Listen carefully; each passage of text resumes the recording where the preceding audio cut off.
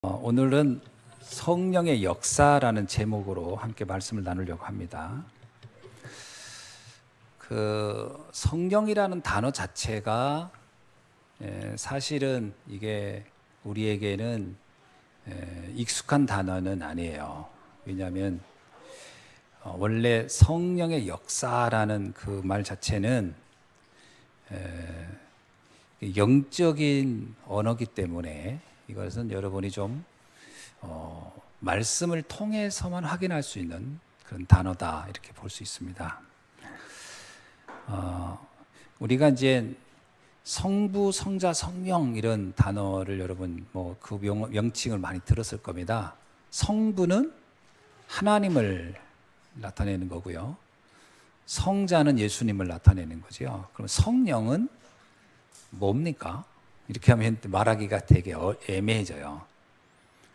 성령은 다른 말로 말하면 영적인 힘 이렇게 표현도 하는데 좀 다르게 얘기하면은요, 하나님 또 그리스도가 이게 보이지 않게 우리에게 동일하게 역사하는 또 다른 힘을 얘기하는 거죠. 그래서 사실은 이게 명칭은 성부, 성자, 성령 따로따로 된 것 같지만 사실은 이게 동일한 하나의 실체입니다. 하나님과 그리스도와 하나님과 성령은 한 분이시다라는 겁니다. 이게 중요한 해석입니다. 그러니까 이거를 성경을 통해서 이 부분이 성경은 여러 각도에서 설명하고 있어요. 왜냐하면 이거는 하나님의 방법이기 때문에 우리가 알고 있는 물건으로는 설명하기가 어려운 거예요. 예를 들면 하나의 물건이 모양을 변경한다 이렇게 생각하면 또 안 됩니다. 하나님이 하나님의 방법을, 하나님의 구원의 역사를 나타낼 때에 하는 방식이죠. 예를 들면 천지를 창조하신 하나님, 그리고 구원을 이루신, 완성하신 그리스도, 그리고 그것을 지금 시간과 공간을 초월해서 우리로 하여금 알게 하시는 비밀, 그 역사를 하는 성령, 이렇게 삼위일체라는 말이죠. 삼위가 각각인데 하나입니다. 하나. 그런 의미에서 이 성령의 역사라고 하는 부분이 우리에게는 이건 시간과 공간의 제한을 받지 않고 하는 역사다라고 볼 수도 있고요. 하나님이라는 것 자체가 보이지 않는 존재잖아요. 보이지 않는 하나님의 역사를 육신을 가진 우리가 인식할 수 있도록 그분이 나타나는 방식이다, 이렇게 설명할 수도 있습니다. 자, 그러는 중에 우리가 이 성령의 역사라고 하는 것은 영적인 세계의 일입니다. 영적 세계를 이해하려면 우리가 그런 세계에 대한 이해할 수 있는 우리 안에 그 존재, 그것을 이해할 수 있는 힘이 있어야 돼요. 그래서 하나님이 우리를 창조할 때 영적 존재로 창조했다라는 겁니다. 그래서 인간은 영적인 세계를 본능적으로 인식할 수 있는 그 비밀이 인간 안에 이미 주어졌다는 거예요. 그래서 이것이 동물하고 다른 점이다라는 겁니다. 여러분 고래가 IQ가요, 보통 5살 정도 아이의 그 지능을 가지고 있다고 합니다. 5살이면은 의외로 똑똑한 겁니다. 여러분들. 그게 특히 범고래는 보통 아이들의 5살 정도의 지능을 가지고 있다고 그래요. 그래서 범고래가 자기 영역을 만들기도 하고, 또 어떤 경우는 배부르면은 짐승을 먹이를 잡아서 장난도 치고, 그리고 살려도 주고 그런다고 합니다. 자기들끼리 언어도 있고요. 자기들끼리 소통하는 것도 있고. 그러니까 굉장히 머리가 좋은 거죠. 5살 정도면은 의외로 5살 아이들도 자기끼리 모여가지고 놀이도 합니다. 그러니까 범고래가 안 먹어도요, 배가 안 고파도 장난 삼아 장난을 친대요. 동물을 잡아가지고. 그런 식의 지능이 있는 겁니다. 굉장히 뛰어난 거죠. 거기에 비해서 어떤 경우는 사람인데 지능이 5살이 안 되는 사람도 있어요. 이렇게 장애로 태어났다든가 그러면 5살이 안 되잖아요. 그러면 범고래만 못하다고 할 수 있겠냐라는 거예요. 인간에게는 지능으로 설명할 수 없는 영적인 영역이 있는 거죠. 이게 인간에게만 주어진 겁니다. 지구상의 모든 창조물 중에 인간에게만 영적인 부분이 있다 이겁니다. 그래서 사람은 그 영적인 부분이 사실 그 사람의 가치를 측정하는 가치다 이렇게 말해도 틀린 건 아닙니다. 자, 그런데 문제는 뭐냐면 이 영적인 부분도 성장하게 돼 있어요. 이것도 성장하게 돼 있습니다. 어떻게 성장하냐? 하나님의 말씀을 통해서 성장하도록 돼 있어요. 그래서 말씀을 들으면 하나님의 말씀을 들으면 인간의 영적 상태가 성장할 수 있도록 되어 있습니다. 근데 이제 만약에 영적인 부분이 성장이 안 되면 어떻게 되느냐? 그러면요, 육체는 완전히 어른 같은데, 육체는 다 어른 같은데, 마치 그 뇌가 성장하지 않으면, 지능이 성장하지 않으면, 몸은 어른인데 행동하는 게 어린아이 같은 사람들 있잖아요. 그걸 우리가 뭐냐면 지적 장애다라고 하잖아요. 지적 장애의 특징이 뭐냐면 몸은 어린인데 행동하는 게 어린아이인 거예요. 뭐 응석 피고 사소한 거 가지고 짜증 내고 잘 토라지고 그래서 이 영적 성장이 그러니까 지적 성장 안 된 사람 특징이 뭔지 아세요? 딱 하나입니다. 남 입장 생각 안 합니다. 지적 성장이 낮은 사람의 특징이 뭐냐면 철저하게 자기중심적이에요. 내가 승질 난다. 그럼 주변 환경 하나도 고려하지 않고 내가 화 막 내요. 주변 환경 고려 안 합니다. 내 지적 장애가 있는 사람들은요, 좋으면 남들 다 심각한데 자기 혼자 와 웃어요. 그게 이제 성장이 안 한 사람의 특징입니다. 그래서 우리가 이제 그 주변 환경 고려 안 하고 행동하면 뭐라고 하죠? 이제 어리구나. 그 어린 건 육체적인 어림보다는 정신적으로 어리다 그럽니다. 그러니까 정신적으로 어린 사람 특징이 철저하게 자기중심적이에요. 관계를 할 줄을 몰라요. 내가 좀 짜증나고 힘들어도 성장한 사람은 자기 생각을 어느 정도 컨트롤합니다. 상황을 가면 행동하는 거거든요. 그렇잖아요. 어떤 중요한 자리에 가면 거기에 맞춰서 행동하잖아요. 근데 어린아이들의 특징이 뭐예요? 거기가 중요한 자리든 아니든 지 감정대로 다 해버려요. 막 울지, 막 덥다고 짜증나지, 춥다고 성질내지. 그게 이제 우리가 볼 땐 어리다 그러잖아요. 어리다. 그러니까 감정을 드러내지 말라가 아닙니다. 선별하는 거예요. 감정을 드러낼 때와 드러내지 않을 때. 그 자리에 따라서 표현하는 거잖아요. 그런데 영적 성장이 안 되면 어떻게 되겠냐라는 거예요. 영적인 것도 성장하게 돼 있거든요. 영적 성장이 안 되면 특징이 있습니다. 사명을 감당할 수가 없습니다. 영적 성장이 안 된 사람의 특징이 뭐냐면 시대에 대한 그 시대에 주신 하나님의 미션에 대해서 또 그 상황에 대해서 관심이 없습니다. 그러니까 뭐냐면 철저하게 육신적인 중심으로 모든 걸 판단해요. 그러니까 내게 이익이 된다 그러면 하고 이익이 안 된다면 안 하고 그거를 영적으로 굉장히 어린아이 같은 육신적으로도 어린아이 특징이 뭐죠? 주변 환경을 고려하지 않고 행동합니다. 그죠? 영적으로 어린아이 특징이 뭐냐면 주변 사람 육신적으로 유아틱한 사람은 어른인데도 그냥 자기 중심적으로 행동합니다. 그래서 상황을 전혀 고려하지 않죠. 영적으로도 어리면 그렇게 됩니다. 영적으로 어리면 하나님이 주신 그 시대의 미션 관심이 없습니다. 자기 중심적으로 행동하게 되는 거죠. 그래서 이런 경우를 뭐라고 얘기하냐면 영적으로 어린아이 같다라고 하는 겁니다. 다른 사람의 아픔, 다른 사람의 상황 그거를 전혀 고려하지 않는 거죠. 그래서 영적으로 어린데 육신적으로 강하면 어떻게 될까요? 육신적으로는 뛰어나.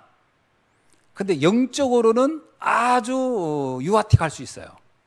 그런 사람의 특징이 뭐냐면 자신의 이익을 위해서 수단 방법을 가리지 않는다는 겁니다. 그게 심각한 문제가 오는 거죠. 저는 그 히틀러 같은 사람을 보면 히틀러는 굉장히 탁월한 지능을 가진 사람이에요. 그러나 영적으로는 한없이 어린아이 같은 사람이죠. 철저하게 자기중심적이죠. 자기의 생각 중심으로 모든 걸 하는 겁니다. 자기가 하는 행동이 다른 사람에게 어떤 피해를 주는지 이런 데에서 관련이 없죠. 그 영적으로 굉장히 유아틱한 사람 특징이 다른 사람에게 미칠 영향에 관심이 없다. 정신적으로도 어린 사람의 특징이 그렇습니다. 내가 하는 행동이 다른 사람에게 어떤 영향을 줄는지를 전혀 생각 안 하고 행동할 때 아유 어리구나 이러잖아요. 쉽게 이제 감정적인 컨트롤이 안 되는 사람들, 억한 사람들, 그 사람들의 특징이 뭐죠? 난 감정에 솔직해 그러잖아요. 감정에 솔직하면요 어린아이일수록 감정이 제일 솔직합니다. 걔들은 뭐 소변 대변도 안 가리고 막 하잖아요. 얼마나 감정이 솔직하면 그렇게 하겠습니까? 그리고 아무 데서나 보채죠. 가끔 이게 그 마트 같은 데 가면 물건 그 엄마가 안 사준다고 거기서 땡깡 피고 들어 누는 아이들 있잖아요. 감정이 얼마나 솔직해요. 그러나 문제는 뭐야? 주변 상황을 고려하지 않는 거죠. 우리가 영적으로 어린 아이가 되면 내게 주신 미션, 내가 해야 할 이런 사명들에 대해서 관심이 없어요. 철저하게 자기중심적입니다. 내 기분 좋은 대로 행동해버리는 거예요. 그게 영적으로 어린 아이의 특징이 되겠죠. 그래서 성령의 역사는 뭘까요? 성령의 역사를 한마디로 말하면 하나님이 원하는 걸 내가 하는 겁니다.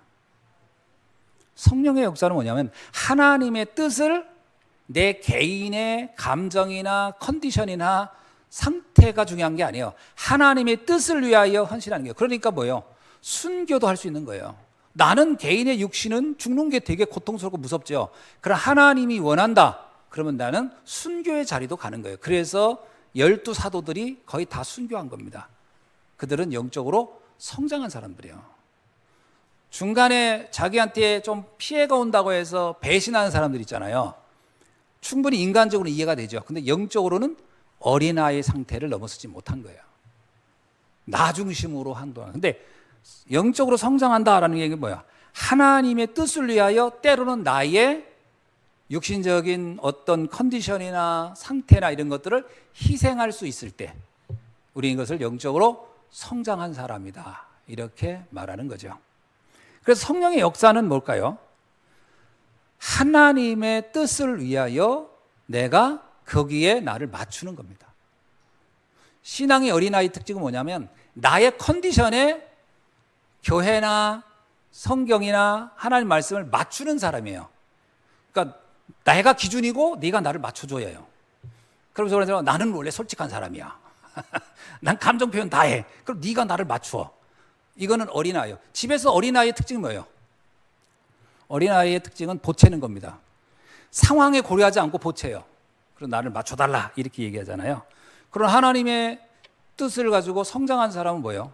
나의 개인의 감정이나 생각을 어디에 맞춰? 하나님의 뜻에 맞추는 거죠. 이것이 영적으로 성장한 사람이다. 이렇게 말하는 것이죠. 그래서 성삼위 하나님의 뜻을 놓고 가는 사람이 성령의 역사가 뭔지를 아는 사람이다라는 겁니다. 쉽게 말하면 우리가 세 절기를 얘기하잖아요. 뭐 유월절, 수장절, 오순절. 이 절기의 특징이 뭐죠?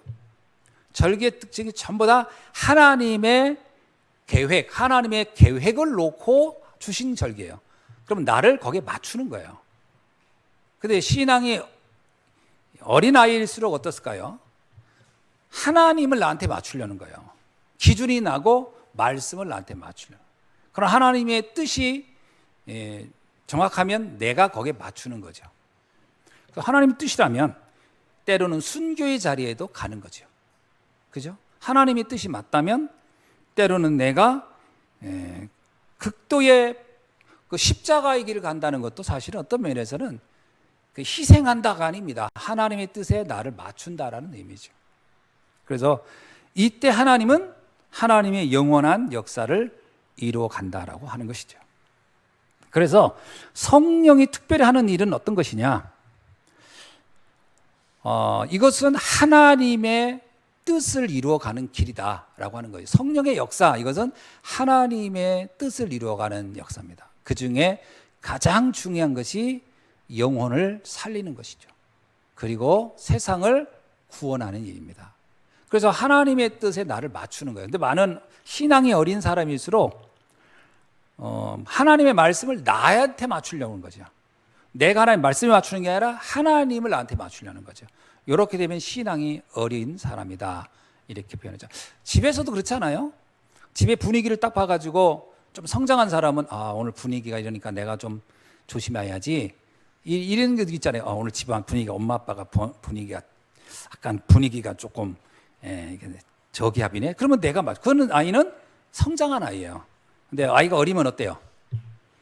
저기압이고 고기압이고 어디 있어? 내가 하고 싶은 얘기 다 해버리고 너가 나를 맞춰 그러잖아요. 이제 그러다가 엄마한테 한 대 맞는 거지. 상황 파악이 안 되는 거. 상황 파악이 안 되는 것을 우리는 어린아이다라고 하잖아요. 근데 어린아이가 아니라는 경우는 뭐예요? 상황 파악을 하는 거죠. 우리가 하나님 말씀도 마찬가지입니다. 하나님이 원하는 게 뭔지 거기에 나를 맞추는 것을 영적으로 성장한 사람이다.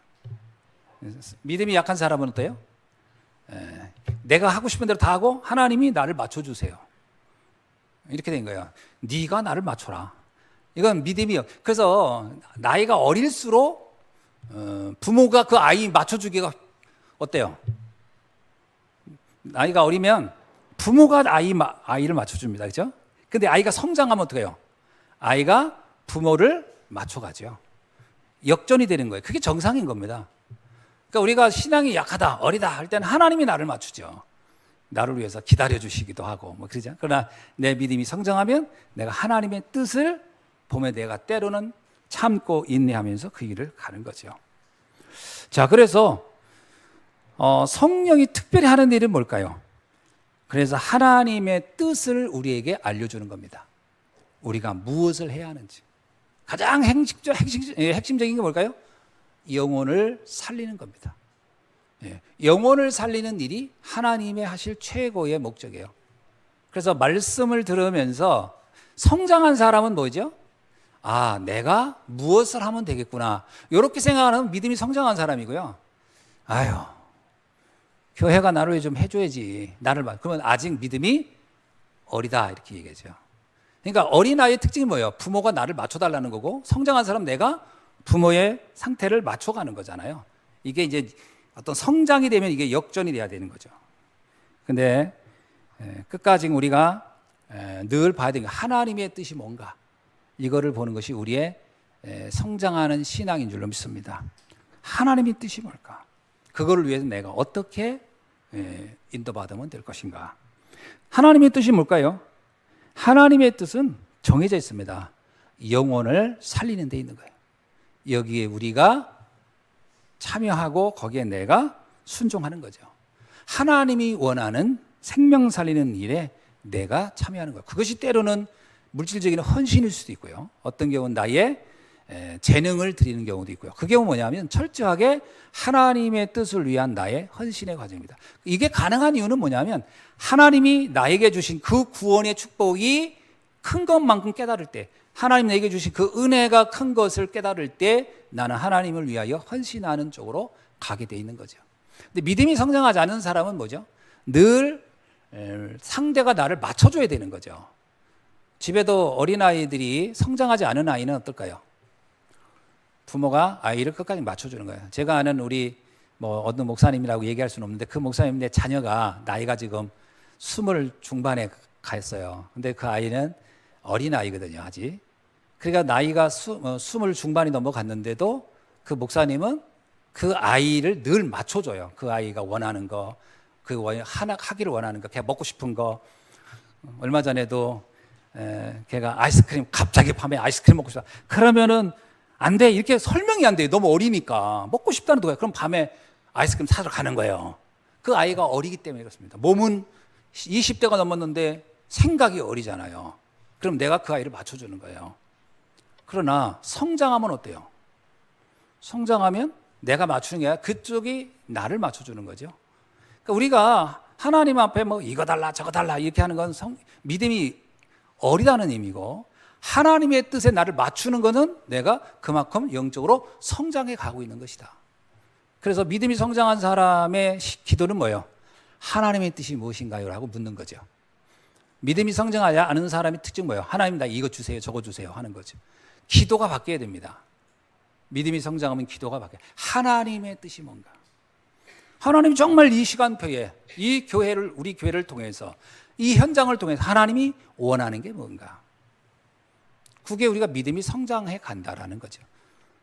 가족에서도 마찬가지잖아요. 집에서도 아이가 성장하면 어때요? 맨날 이제 엄마 아빠 뭐 사달라고 보채다가 그 어렸을 때 그러잖아요. 크면 어떻게 돼요? 엄마 아빠 뭐가 필요해요? 이렇게 입장이 바뀌면 걔는 이미 성장한 거예요. 그렇죠? 똑같습니다. 하나님 앞에서 우리의 믿음도 그렇게 성장해 가야 되는 거죠. 성령의 역사는 우리에게 뭘 얘기하냐? 결국은 생명 살리는 일을 위하여 지금 우리가 무엇을 하기를 원하는지, 또 내 자신이 생명을 살리는 구원을 하는 일에 어떻게 내가 참여해야 하는지에 대한 고백과 결단이 필요한 줄로 믿습니다. 이게 신앙이 성장하는 사람이죠. 그죠? 그래서 집에서도 그래요. 아이들이 나를 맞춰달라 하면 그 아이는 어린아이예요. 그러나 내가 부모님의 분위기를 보고 우리 가정에 필요한 게 뭔지 하고 내가 거기에 나를 맞추는 사람은 성장한 사람인 거예요. 그러니까 뭐 성장이냐 아니냐의 기준은 딱 하나예요. 내 중심이냐 아니면 그 현장의 중심이냐라는 거예요. 우리가 현장을 맞춰가는 거죠. 그 현장은 뭐예요? 하나님의 뜻을 내가 맞춰가는 겁니다. 자, 그렇게 된다면 세계를 변화시키는 제자들, 성령의 역사의 궁극적 목적은 뭐죠? 세상을 변화시키는 쪽으로 성도들이 가기를 원하는 겁니다. 그죠? 우리에게 기도 하나가 있다면 뭘까요? 성장한 신앙인의 기도가 있다면, 믿음이 성장하지 않은 성도와 성숙한 신앙인의 차이가 있다면 뭘까요?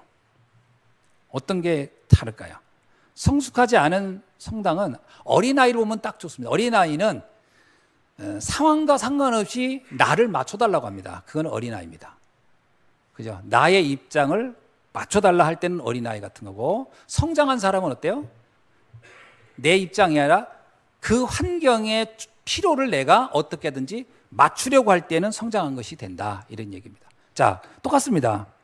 구약 성경에 나타났던 성령의 역사, 특히 7명의 렘넌트들을 보면 그들이 하나님의 뜻을 알고 난 이후에 그들의 삶은 어떻게 달라졌는가? 처음에는 렘넌트 7명 전부 다 보면은 처음에는 자기중심적인 신앙관을 가지고 있어요. 그래서 나의 뜻을 어떻게든지 관철하려고 하는데, 신앙이 성장하면서는 어떻게 되죠? 하나님의 뜻을 위하여 내가 그곳에 헌신하는 쪽으로 가게 됩니다. 이게 우리의 믿음이 성장하는 것이다. 자, 그래서 요셉에게도 마찬가지죠. 요셉의 믿음의 성장을 보면은 요셉은 사실 굉장히 파란만장한 사건을 많이 겪습니다. 뭐 형들에게 미움을 당하고 가고, 따로는 노예로 되고, 또 감옥에 갇히기도 하고. 그런데 보면은 요셉은요, 그런 형들에 대한 원망이나 감옥에 간 거에 대한 억울함이나 이런 게 없어요. 왜 없죠? 요셉은 어떤 상황이 되어도 상관없으나 이곳에서 하나님이 원하는 게 뭘까를 늘 생각한 거예요. 어떤 상황이 되든지 여기서 왜 나를 이렇게 억울해요라고 하지 않고 이곳에 하나님의 뜻이 뭘까? 하나님이 이곳에 나를 보내신 이유는 뭘까? 이 질문으로 바뀌었던 거예요. 우리가 신앙이 의외로요, 상황이 어려워지거나 그러면 제일 먼저 하는 게 뭐냐면, 이곳에 나를 보내신 뜻이 뭘까? 이렇게 생각하는 사람 많지 않습니다. 나한테 왜 이런 일이? 왜 나한테 왜 이런 환경이? 그래가지고 처음에는 주변 사람은 원망하다 나중에 마땅치 않으면 하나님 앞에 가는 거죠. 하나님이 나한테 이럴 수 있느냐, 이렇게 가죠.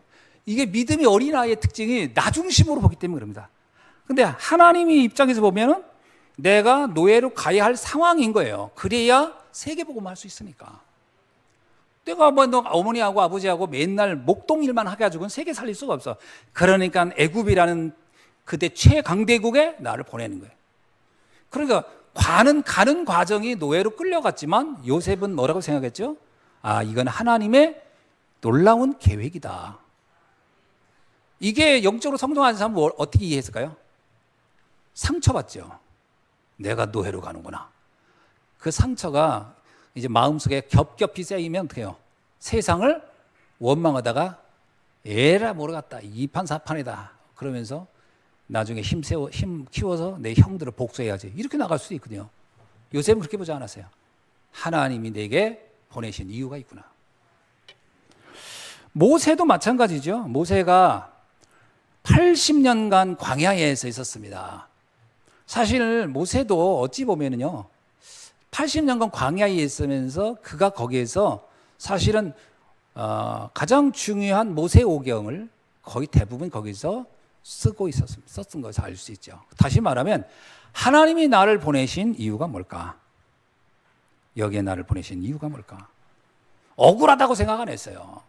하나님이 계시면 나한테 이룰 수 있는, 우리가 제일 많이 하는 기도가 이러잖아요.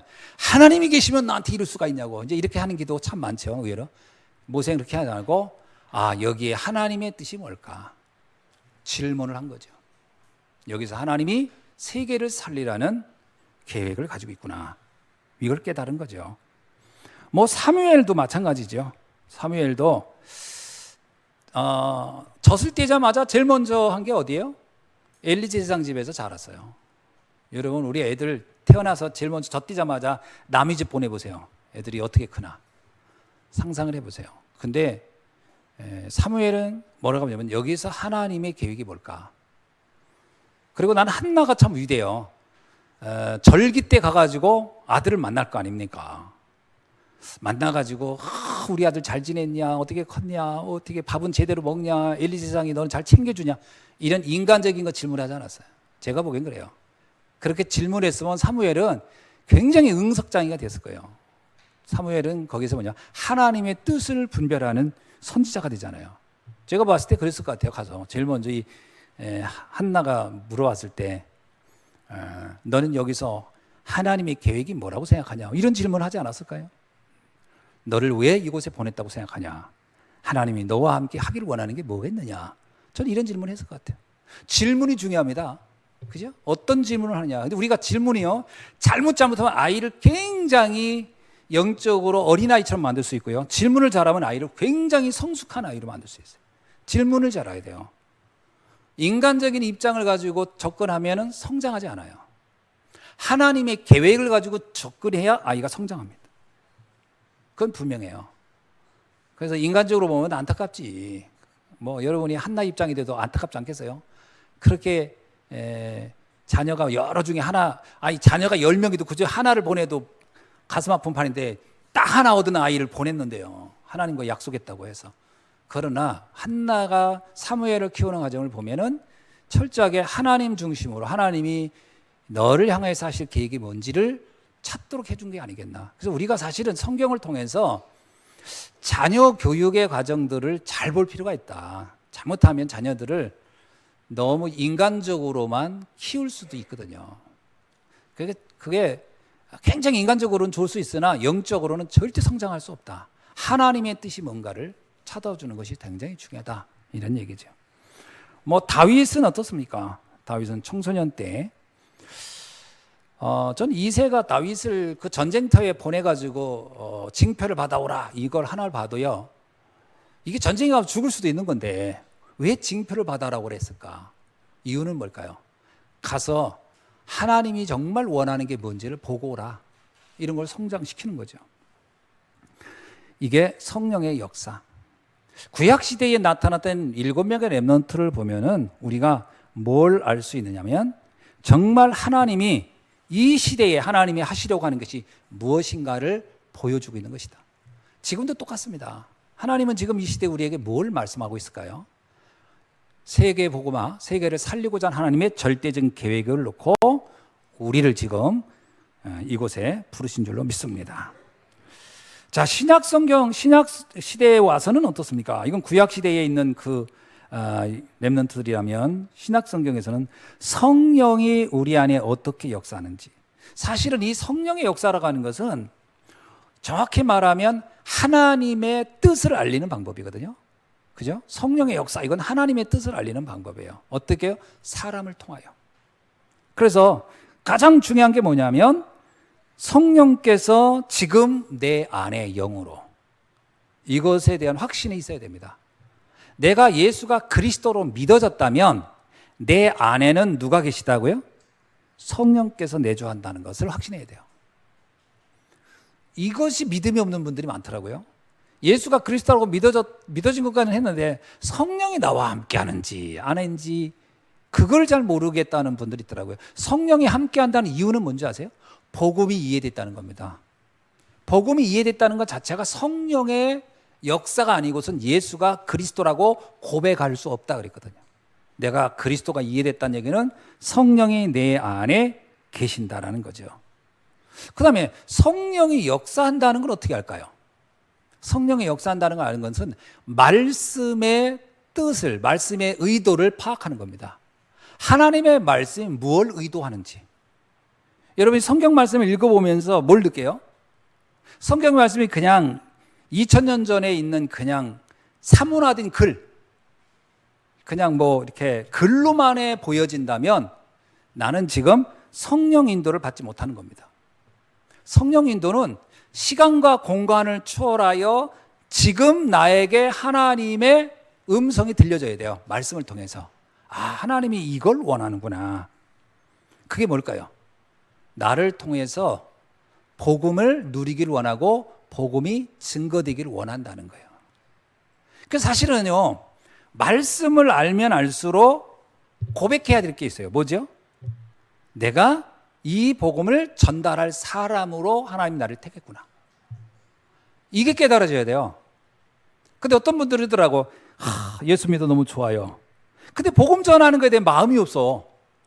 그러면 이거는요, 신앙이 아직 이게 뭐라고 해야 될까? 신앙의 그 맛을 못 본 거예요, 사실은. 하나님의 말씀은 죽어 있는 게 아니거든요. 말씀은 막 살아 운동력 있는 거거든요.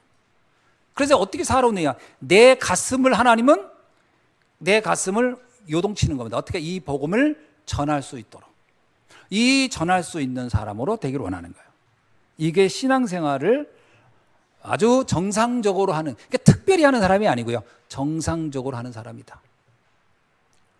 그러니까 여러분이 이런 생각을 가져야 돼요.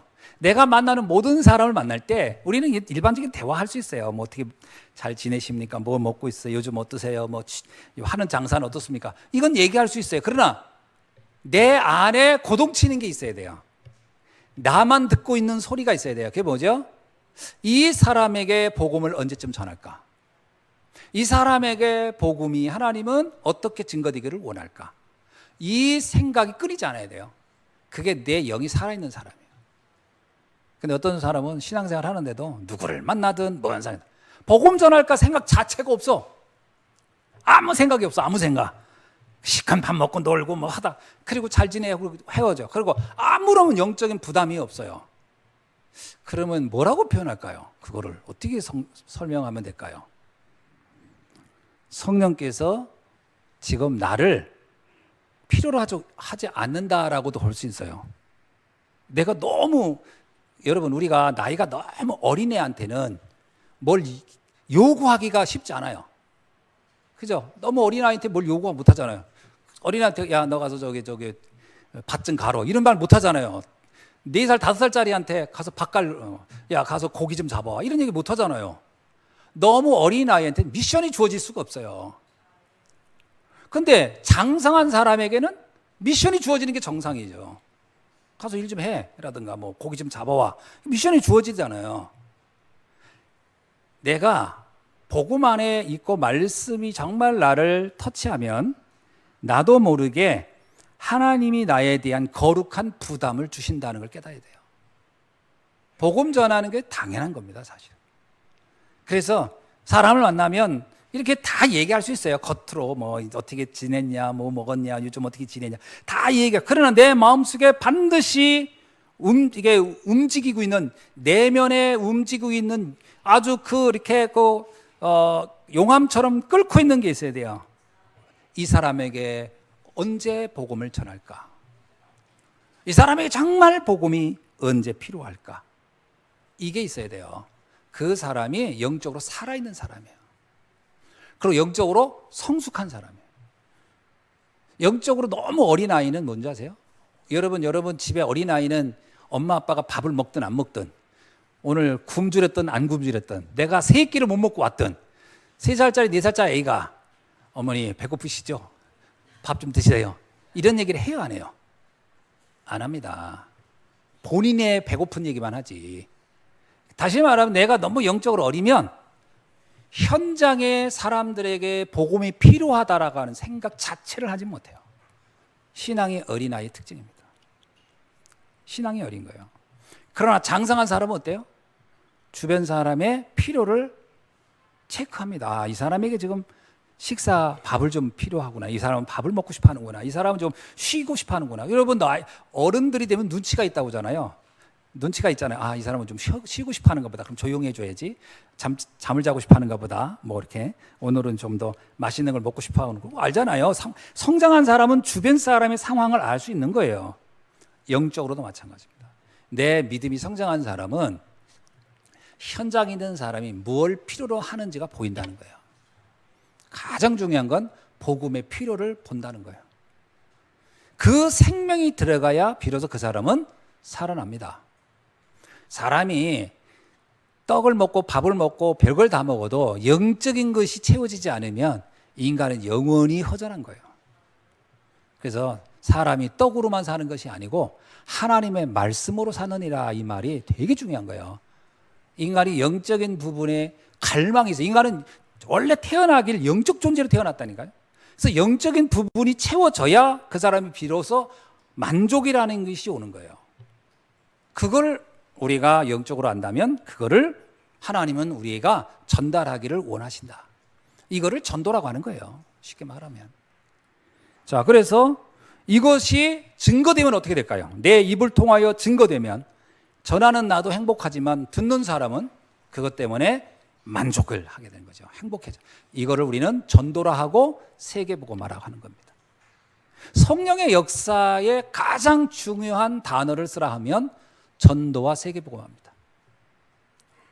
아멘이죠? 그래서 성도가, 잘 들어보세요. 하나님의 자녀가 전도에 관심이 없다. 그러면 내 신앙이 아직은 어린아이의 상태에 있는 겁니다. 아, 난 누구를 봐도 전도할 생각이 왔나? 아무리 누구를 만나도 저 사람이 꼭 전도를 내가 해야 되나 말아야 되나? 아유, 괜히 전도했다가 저 사람이 뭐 싫어하면 어떡하지? 이러고서 전도에 대해서 부담이 있거나 전도가 나에게는 굉장히 멀리 있다면 내 영적인 수준은 굉장히 어린아이 같은 수준인 거죠. 어린아이의 특징이 뭐냐면 다른 사람의 입장을 고려하지 못하는 겁니다. 어린아이 특징은 자기의 입장을 주로 생각하는 거예요. 이렇게 얘기했다가 저 사람이 싫어하면 어떡하지? 이건 내 입장이거든요. 그러나 진짜 장성한 사람은 어때요? 아, 이 사람이 싫어하든 말든 이건 필요한 거야. 이 사람 이걸 안 먹어주면 큰일 나겠어. 이거를 안 주면 이 사람 안 되겠어. 이 사람이 이건 이게 큰일 나겠어. 그러면 내가 설득해서라도 그걸 주지 않겠어요? 장성한 사람의 특징이 뭐냐면 다른 사람의 필요를 알고 채워주는 겁니다. 장성한 사람. 그래서 성령의 역사, 내주 인도 충만이란 말이 뭐냐? 현장을 놓고 하는 겁니다. 현장에 하나님의 복음이 필요한 사람들에게 이 복음을 전하고 그를 살리는 거죠. 우리는 전도를 할 때 가장 많이 고려하는 것 중에 하나가 뭐냐? 이 사람이 싫어하면 어떡할까? 이런 얘기를 많이 하더라고요. 근데 진정성이라는 건 사람은 누구나 느껴요. 그 사람이 실상 지금 복음에 대해서 반응이 들을 준비가 안 됐다 하더라도 전하는 내가 진정으로 이 사람을 위한 것이다, 진정성이 있다, 그 사람은 그 중심을 압니다. 이 사람이 정말 나를 위한 것이구나. 근데 진정성이 왜곡되거나 변질된 사람이 있어요. 내가 복음을 전해서 이 사람을 어떻게 좀 뭐 이렇게 해볼까, 어떻게 이걸 이용해볼까, 그러면 그거는 정말 아주 치명적인 문제가 되죠. 그 사람의 마음의 문을 닫게 만들 수 있으니까. 그러나 진정성 있게 간다면 여러분, 그 누구도 우리를 거부할 사람은 없다. 이것이 우리가 복음을 전하는 이유입니다. 성령의 열매는 어떻게 나타날까요? 이건 하나님이 하시는 겁니다. 우리는 씨를 뿌릴 뿐이에요. 열매를 자라게 하신 분은 하나님이 하시는 겁니다. 우리는 생명까지 우리의 관장하는 게 아니에요. 생명은 하나님이 알아서 하는 거죠. 농부가 씨를 뿌리고 자라게 하는 건 하나님이 한 거지, 농부가 씨를 자라게 하지는 않거든요. 우리는 전할 뿐입니다. 복음을 전하면 그 사람의 인생을 바꾸는 것은 하나님이 하실 일이다. 그러나 농부의 손을 하나님은 필요로 한다. 전도자의 입을 필요로 한다. 그래서 우리가 복음은 전해줘야 돼요. 그걸 나게 하는 분은 하나님이 하시는 거지. 싹이 나게 하고 열매 나게 하는 건. 나중에 처음에를 말에 씨를 뿌렸을 때는 상대방이 고마워하지 않을 수 있어요. 뭐 이런 얘기를 타냐 나한테 불편하게. 그러나 그 말씀이 이 사람의 영혼 속에 들어가서 이 사람 인생을 바꿔놓고 이 사람을 변화시키면 어떻게 될까요? 나중에 나한테 이걸 알게 해줘서 너무 감사하다. 이렇게 반응을 하는 거죠. 그래서 예수님을 믿었던, 예수님을 따라다녔던 제자들 가운데 성경에 보면은 그 사도행전 1장 15절에 보면 마지막 마가다락방에 마지막까지 남았던 사람은 120명 정도, 약 120명 이렇게입니다. 그러니까 나머지 이제 대부분은 중간에 이게 뭐야 하면서 잘 모르겠어 하고 떠난 사람들은 이제 그 인원에서 제외된 거고, 마지막까지 예수님의 그 말씀을 듣고 야 이건 정말 세상을 살리는 말씀이야 라고 깨달은 사람은 120명 정도가 됐다라고 하는 거죠. 자, 이들에 의해서 역사는 어떻게 됐습니까? 세계 복음화가 바로 이때부터 시작된 거예요. 이 120명으로부터. 엄청나죠. 그러니까 예수님의 사역 3년의 열매는 120명 정도로 보면 됩니다. 그죠? 많이 남긴 게 아니에요. 사실 120명이죠. 사도도 12사도, 나머지 70인 제자. 이게 70인 제자 중에서 나머지겠죠. 12사도 제외한 사람은 다 70인 제자라고 할 수 있을 겁니다. 그 120명을 세움으로 인하여 하나님은 세계를 바꿨다. 굉장한 거죠. 그래서 이걸 통해서 우리가 보는 게 뭐예요? 저는 이런 생각이 나더라고요. 예수님도 120명 세우고 세계를 바꿨는데 내가 복음으로 한 사람만 바꿔놔도 어마어마한 일들이 일어날 것이다. 나도 120명 해야지 그러면 너무 예수님 수준 따라가려고 하니까 그건 좀 그런 거고, 뭐 하면 좋겠지만 내가 볼 때는 내 한 사람이 한 명이라도 제대로 복음으로 세워놓으면 그 결과는 어마어마하다. 여러분, 15나라 사람들이 찾아옵니다. 그죠? 15나라 사람들이 찾아오는데 이 사람들이 그 나라에 있을 때부터 알고 왔었을까요? 그건 모르죠. 그 나라에 있을 때 복음을 알고 왔을런지 아닐런지 그건 잘 모르겠어요. 나중에 내가 천국 가서 한번 물어볼래요. 당신들은 15나라에서 왔는데 그때 거기서 누구를 통해 복음 듣고 왔느냐 물어보면 답이 2개일 거예요. 난 못 듣고 그냥 예루살렘에 왔다가 소문 듣고 왔다 이런 분이 있을 수 있고, 나 거기 있는데 우연찮게 누가 전해줘서 내 들어서 왔다 이런 분이 있겠죠. 어떻든 15나라 사람들이 왔습니다. 근데 재미난 것은 왜 성경은 여기에 보면요, 바데인, 메데인, 엘람인, 메소포타미안, 유대, 가파도기아, 본토 아시아, 부르기아, 밤빌리아, 애굽 및 구레네, 리비아 여러 지방에 사는 사람들, 이런 얘기를 쭉 그 지명을 왜 썼을까요? 지명을 쓴 데는 이유가 있어요. 그게 뭐냐면 그들이 그 지명을 쓴 거는 그들은 다시 그 지명으로 지역으로 돌아갔다는 얘기예요. 왜냐하면 예루살렘에 이들이 유월절을 지키러 왔잖아요.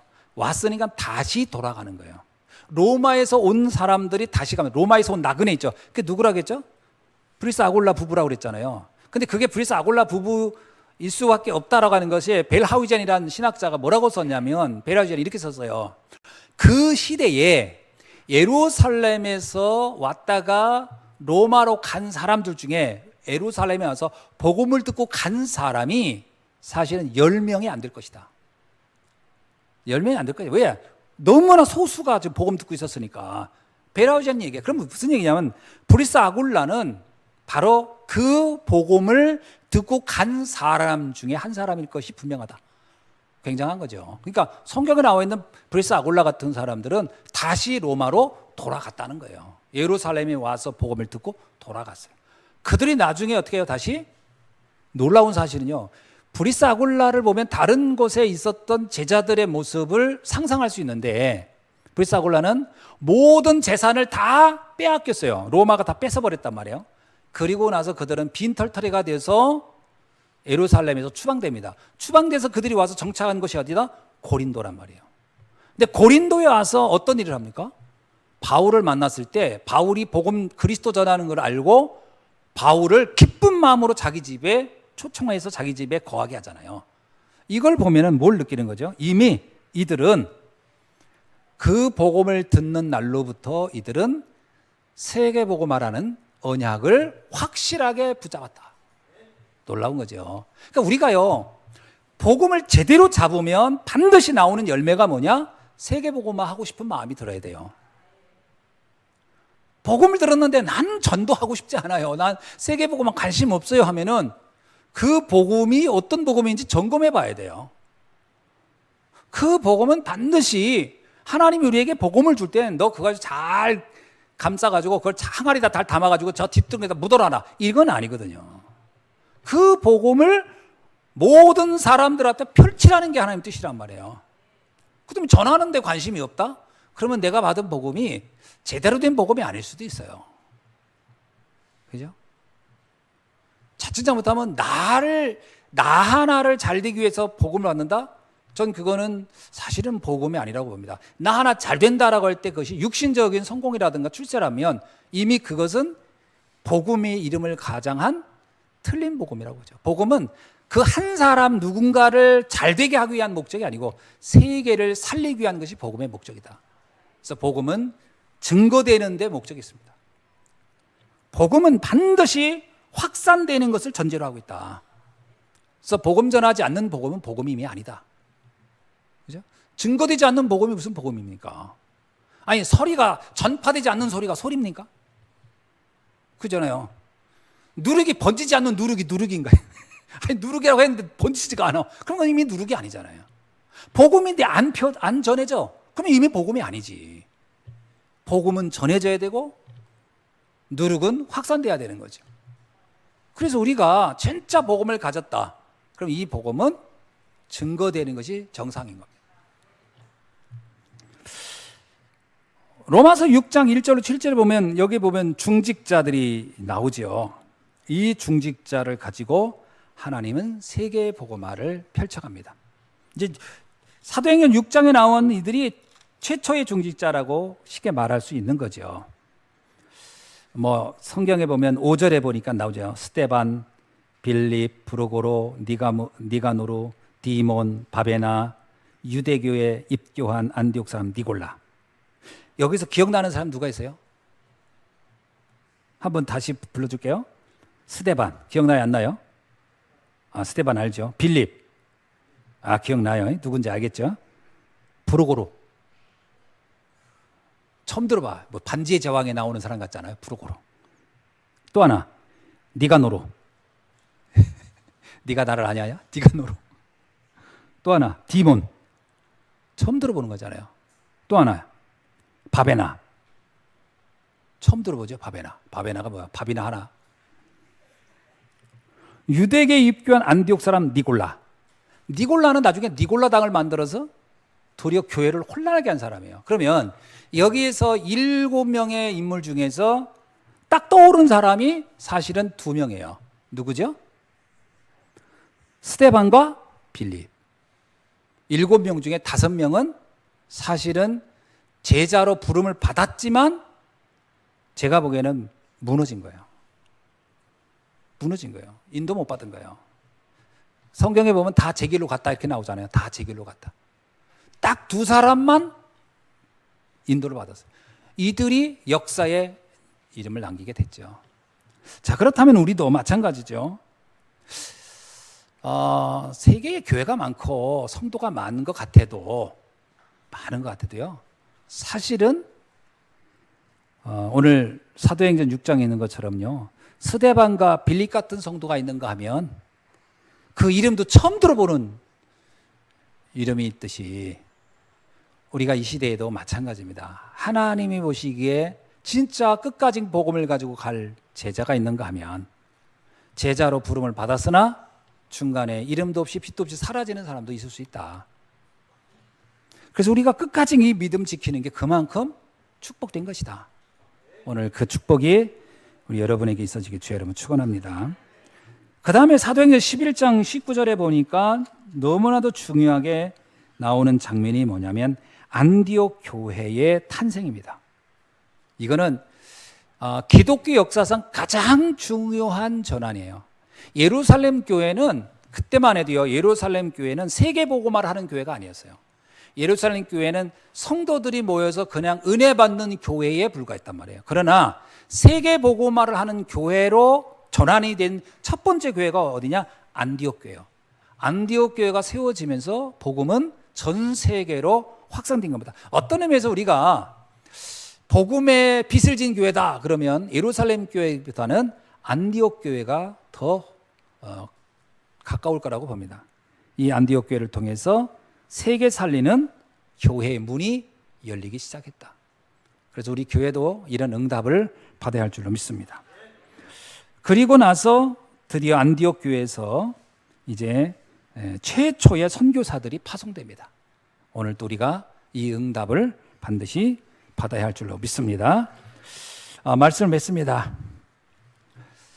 시대는 결국은 복음이냐 아니냐 이거로 결판 나는 거예요.